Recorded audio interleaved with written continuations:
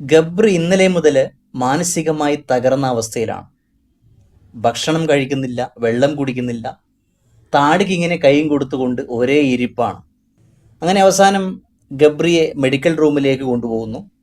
Jasmine ആകട്ടെ ഒരു ഭാഗത്ത് നിലവിളിച്ച് അലറിക്കരഞ്ഞ് അങ്ങനെ ജാസ്മിനെ കൺഫെഷൻ റൂമിലേക്കും കൊണ്ടുപോകുന്നു. അങ്ങനെ ഒരുപാട് നേരത്തെ ഇമോഷണൽ ഡ്രാമയ്ക്ക് ശേഷം ജാസ്മിനും ഗബ്രിയും വീണ്ടും ഒരുമിക്കുന്നു. ജാസ്മിൻ പുതപ്പൊക്കെ മൂടി ഇങ്ങനെ കിടക്കുകയാണ്. ഗബ്രി അടുത്ത് വന്നിരിക്കുന്നു. ജാസ്മിൻ ഗബ്രിയോട് ചോദിക്കുന്നു, കഴിച്ചോ? ഇന്നലെ തൊട്ട് ഒന്നും കഴിക്കുന്നില്ലല്ലോ. കഴിക്കാം എന്ന് ഗബ്രി മറുപടി പറയുന്നു. എന്നിട്ട് ഗബ്രി ജാസ്മിനെ ഒന്ന് തലോടുന്നു. നിനക്കെന്നോട് എന്തെങ്കിലും ചോദിക്കാനുണ്ടോ?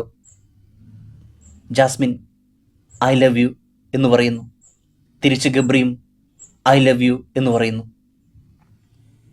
നിനക്കെന്നോട് എന്തെങ്കിലും ദേഷ്യമുണ്ടോ എന്ന് ഗബ്രി ജാസ്മിനോട് ചോദിക്കുന്നു.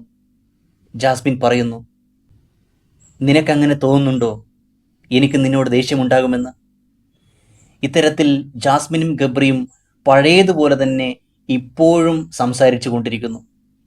ഇത്തരത്തിൽ പുറത്ത് തങ്ങൾ രണ്ടുപേര് നെഗറ്റീവാണെന്നും എല്ലാം അറിഞ്ഞിട്ടും ജാസ്മിനാകട്ടെ പുറത്തുള്ള കാമുകൻ്റെ ഓഡിയോ ക്ലിപ്പ് പുറത്തായതുൾപ്പെടെ എല്ലാ കാര്യങ്ങളും ജാസ്മിൻ അറിയാം.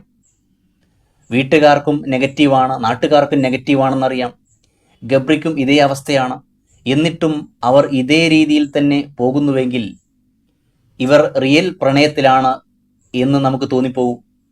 എന്നാൽ ചിലപ്പോൾ ഇവരുടെ സംസാരം കാണുമ്പോൾ ഇത് ഡ്രാമയാണോ എന്നും തോന്നിപ്പോകുന്നു.